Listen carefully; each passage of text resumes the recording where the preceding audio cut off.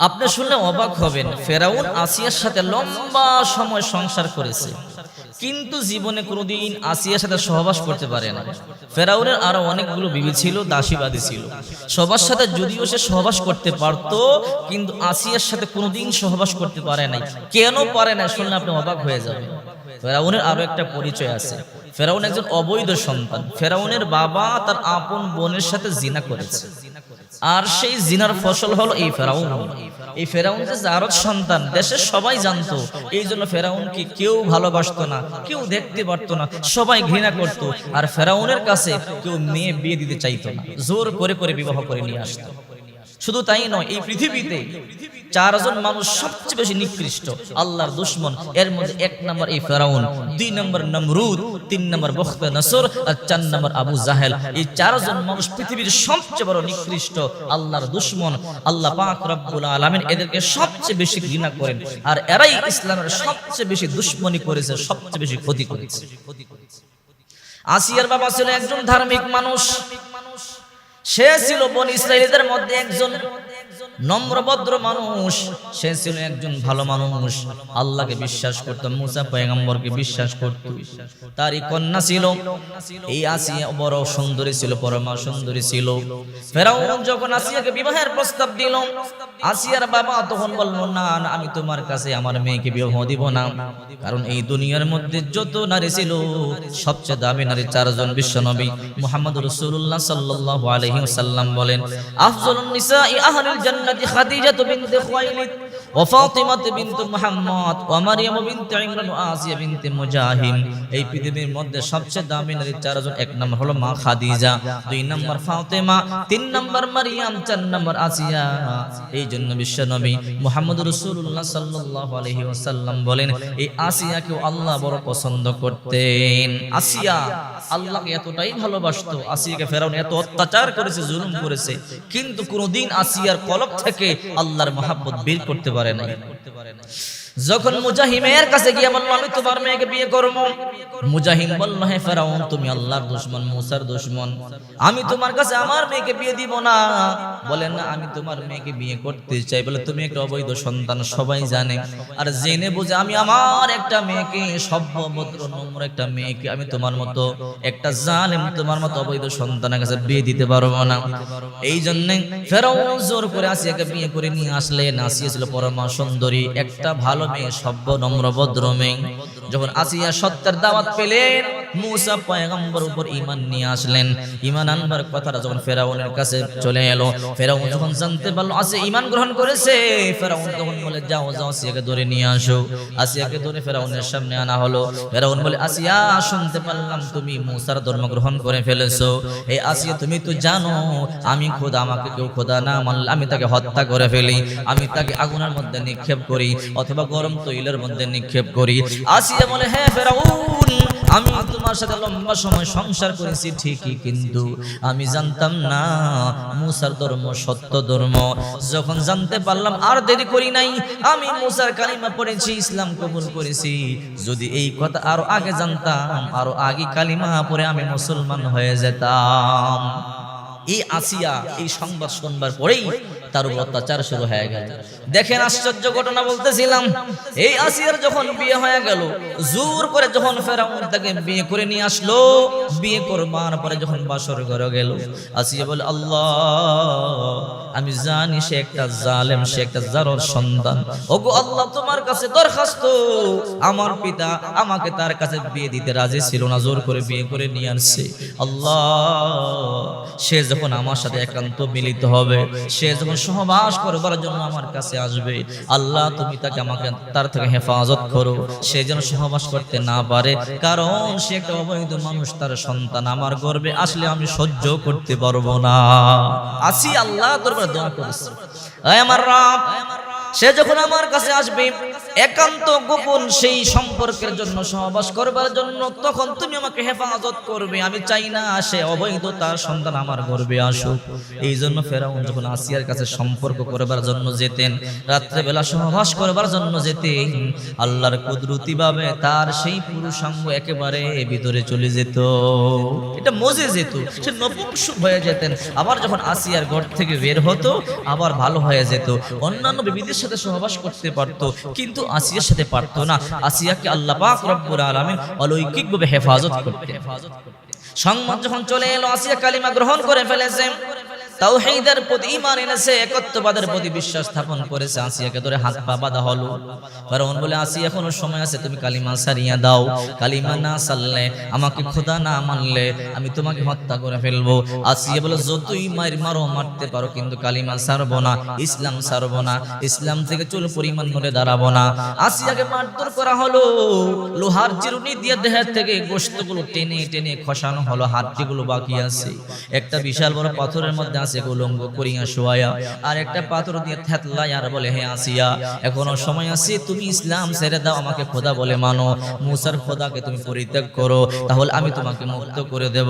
আসিয়া বলে, ফেরাউন, তুমি তো জানো না আমি যে আল্লাহর গোলামি করি, ওই আল্লাহ তোমাকেও বানাইছে, ওই আল্লাহ আমাকেও বানাইছে। তুমি আমাকে মারতে মারতে টুকরা টুকরা করে ফেলো, খোদার কসম ওই দিন থেকে আমি কোনোদিন চুল পরিমাণ নড়ে দাঁড়াবো না। অনেক মারধর করলেন, কোনো কাজ হলো না। পাথরের মধ্যে রাখিয়ে থেতলানো শুরু করে দিলেন। প্রথম থেতলিয়ে থেতলিয়ে একটা হাত দেওয়া থেকে আলাদা করে ফেললেন। এরপরে বললেন, আসিয়া এখনো সময় আছে, তুমি ইসলাম কবুল ছেড়ে দাও, ইসলাম ছেড়ে দাও, আমাকে খোদা বলে মানো। আসিয়া বলে, না না। এবার থেতলানো শুরু করে দিলেন। একটা পা খসানো হলো, দুইটা পা খসানো হলো, দুইটা হাত খসানো হলো। বডির মধ্যে এখন হাত নাই, পাও না, শুধু বডিটা পড়ে আছে। আসিয়া মৃত্যু সজ্জায়। ফেরাউন বলে, আসিয়া এখনো সময় আছে, আমারে খোদা বলে মানো। আসিয়া বলে, না, তোমাকে খোদা বলে মানবো না, আমাকে যতই কষ্ট দাও দাও, কোনো আপত্তি নাই। আমি আমার অন্তরে আল্লাহর যে ভালোবাসা, যে মুহাব্বত আর যে স্বাদ অনুভব করতেছি, তুমি আমাকে কি করো, ভূক্ষেপ করবার মতো সময় আমার নাই। আসিয়ার ইন্তেকাল হয়ে যাবে, একেবারে মুমূর্ষ অবস্থা, রূহটা বের হয়ে যাবে। আল্লাহ বলে, ফেরেশতা যা যা আসিয়ার কাছে যা গিয়া বল, আমি এমন আসিয়ার ঈমানের প্রতি সন্তুষ্ট হয়ে গেলাম। আসিয়া পরীক্ষার মধ্যে ফার্স্ট হয়ে গেছে। আজকে আমার আসিয়া আমার কাছে যা চাবে আমি আল্লাহ তাকে তাই দিয়ে দেব। এই কথা বলবার পরে ফেরেশতা চলে আসলেন।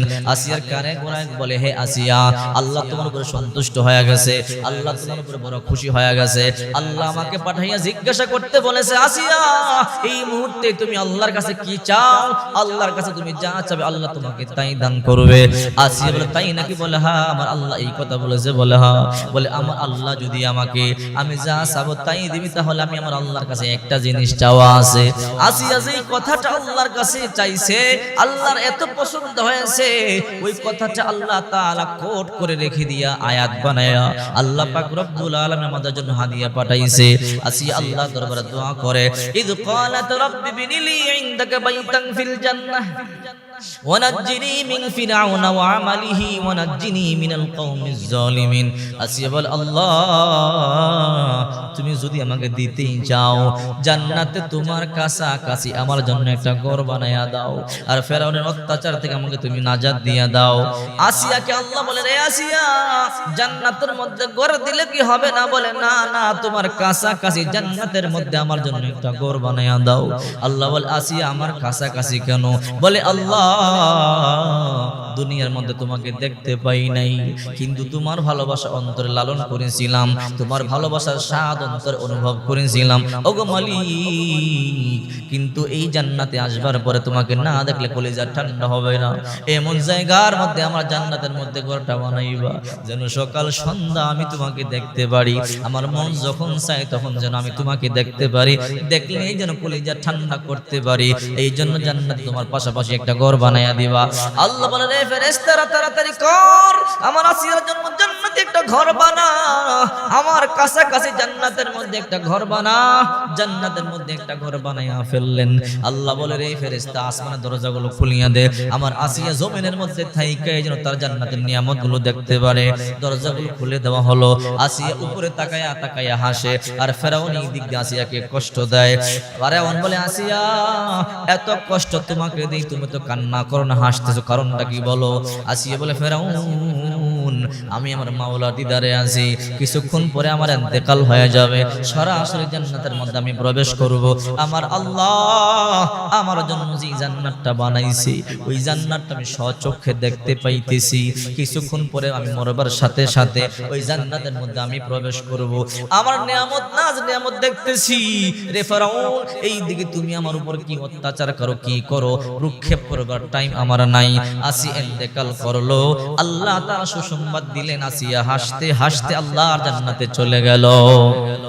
এই জন্য আল্লাহ পাক রব্বুল আলামিন বলেন ইন্নাল্লাযীনা ক্বালু রাব্বুনাল্লাহ তুম্মা ইসতাকামু তাতানাজ্জালু আলাইহিমুল মালায়েকাতু আল্লা তাখাফু ওয়া লা তাহজানু আবশিরু বিল জান্নাতিল্লাতী কুনতুম তুআদুন। সূরা হামিম সাজদা 24 নম্বর পারা 19 নম্বর পৃষ্ঠা 30 নম্বর আয়াত আল্লাহ পাক রব্বুল আলামিন বলেন নিশ্চয়ই যারা একতার স্বীকৃতি দিয়েছো, ইন্নাল্লাযীনা ক্বালু রাব্বুনাল্লাহ আমি আল্লাহ তোমাদের রব, তুম্মা ইসতাকামু আর যদি এর উপর ইস্তেকামত থাকতে পারো, তাতানাজ্জালু আলাইহিমুল মালায়েকা এদের অন্তিম সময়ে ফেরেশতারা এসে কানের গোড়ায় বলে আল্লাহ তাখাফু ওয়া লা তাহজানু তোমাদের টেনশন নাই, তোমাদের কোনো ভয় নাই, ওয়া আবশিরু বিল জান্নাতিল্লাতী কুনতুম তুআদুন সুসংবাদ গ্রহণ করো যেই জান্নাতের ওয়াদা আল্লাহ দিয়েছে, মরতে দেরি ওই জান্নাতের মধ্যে প্রবেশ করতে তোমাদের দেরি হবে না, মরতে দেরি হবে, জান্নাতে ঢুকতে দেরি হবে না।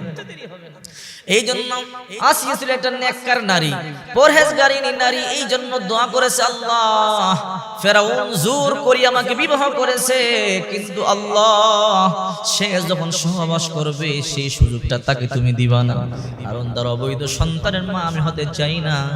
সে যখন সহবাস করবার জন্য আমার কাছে আসবে তুমি তাকে নপুংসক বানায়া দিও। চেষ্টা করেছে ঠিকই, কিন্তু পারে নাই। ইব্রাহিম আলাইহিস সালামের স্ত্রী সারা যখন এক জালেম বাদশার কবলে পড়লেন, এমনই হয়েছিল ওই জালেম বাদশা যখন তাকে নষ্ট করবার জন্য তার কাছে যেতে চাইতো তখন তার হাত পা অবশ হয়ে যেত। এই জন্য যখন কোনো নেককার নারী পরহেজগার নারীকে যখন কেউ নষ্ট করতে চায়, খারাপ করতে চায়, আল্লাহ পাক রব্বুল আলামিন তখন তাদেরকে হেফাজত করে কুদরতিভাবে আল্লাহ পাক এদেরকে সাহায্য করেন। এই জন্য যেই সমস্ত নারীরা নেককার হবে, পরহেজগারিনী হবে, আল্লাহ অবশ্যই এদেরকে